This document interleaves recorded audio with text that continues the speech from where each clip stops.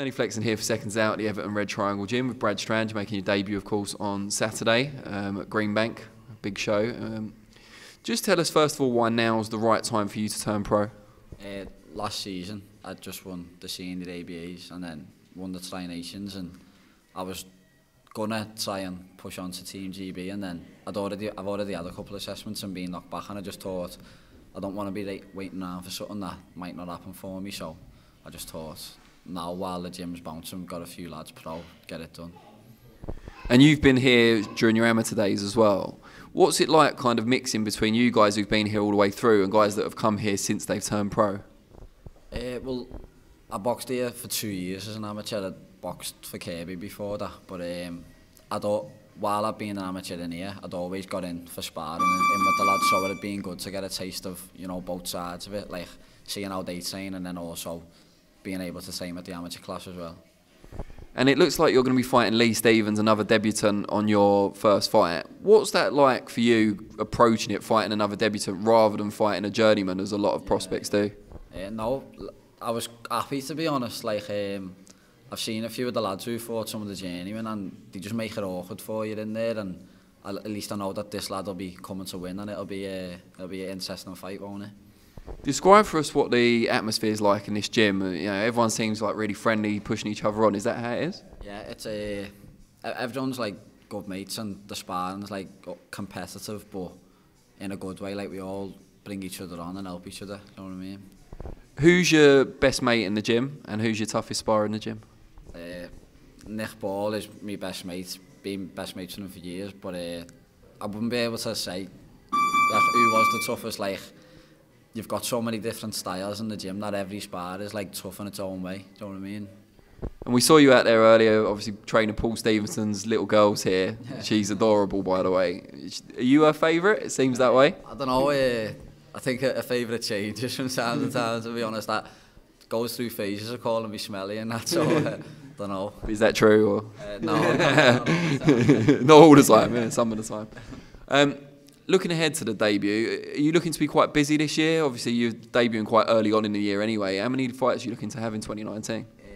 Hopefully 5 by the end of the year, so hopefully I'll get to the end of 2019 and I'll be 5-0. That's my plan. And you won your ABA title, or National Elite title, whatever we call it now, at Bantam. What weight are you looking to compete at as a pro? I'm going to be doing Super Bantam. And why is that? Because a lot of amateurs will, with the extra kind of nutrition and strength and conditioning stuff, move down after their amateur careers. You're moving up. Is that just simply because you're still growing? No, just with the weights. When the amateur weights changed, it was every 4 kilo. So Super Bantam weight as a pro is like 0.8 of a kilo lighter than at 56 kilo I had to weigh in at, and so Super Bantam's 55.4 or 3. So I'm not more or less changing, it's more or less staying the same. Do you know what I mean? Just a tiny bit lighter. Who are kind of the main fighters that you look up to at the moment when you look around the scene? My favourite fighter to watch is Linares, but his last fight he didn't do too well. I was gutted, but like, even just watching him train, just the way he boxes, that's what sometimes, like, when you're looking for a bit of inspiration, that I'll look at videos of him training and stuff. Is your style relatively similar to his, would you say? I'm not saying as good as yet, but, you know, similar type of style and approach. I try and like watch some of the things, not everything he does, but like some of the things he does. Sometimes I try and watch it and work on it on the bag or in sparring and that, because I'd like to sort of make my style similar to his. Obviously, you have your own style, don't you? But you know what I'm trying to say.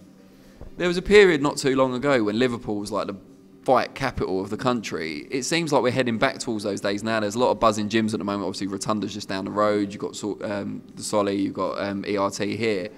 What do you think's been the key to that? Why is Liverpool enjoying this resurgence in boxing now? I don't know. Even the amateur scene, you know, for Liverpool is bouncing. Like, you know, Pete McGrail, don't you? He's flying on Team GB now. He's probably like Team GB captain or something. And then you've got all us in this gym. The Solly's bouncing, Rotunda. So I don't know what it is really, but it's right from the amateurs up. Like, when you go and look at like the national championships, there's probably loads of gyms from Liverpool who've got finalists and champions on the day. So it's coming right the way through, really. And you mentioned Peter McGrail there. You've got obviously pros that look up to the more seasoned pros, British champions and so on. Is it similar in the amateurs that some of the lower level amateurs will look up to Peter McGrail and think, because he's from where you're from, you can get to the same sort of level? Yeah, definitely. That'll just be what it is. Like, when I was boxing, used to look at him thinking he's boxing on like the top stage, and like he's just in the gym training with you every night. So that's just the same, really, innit? As a pro would look at like the likes of Lomachenko or Linares or something like that. And just last thing before we let you go, obviously debutant, you want to get as much support as you can going forward in your career. How do people find you on Instagram, Twitter and so on? What are your social media handles?